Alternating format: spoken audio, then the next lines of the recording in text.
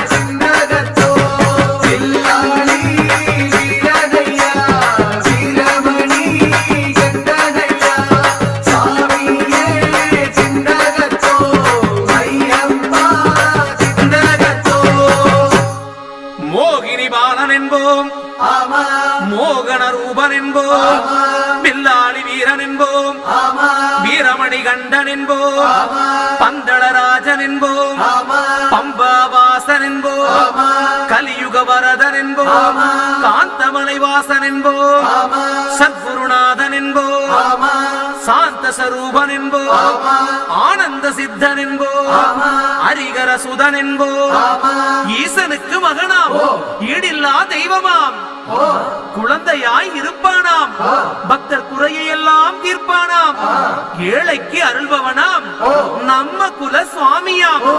அப்படிப்பட்ட சுவாமி ரொம்ப சிறுசையா, ஆனா சக்தி ரொம்ப பெருசையா.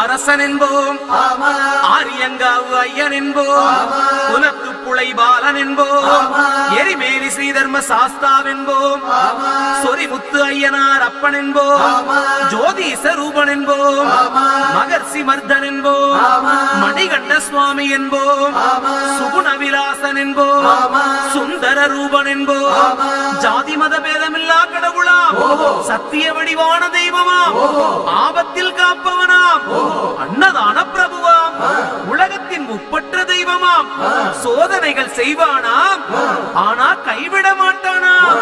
அப்படிப்பட்ட சாமி ரொம்ப சிறுசையா, ஆனா சக்தி ரொம்ப பெருசையா.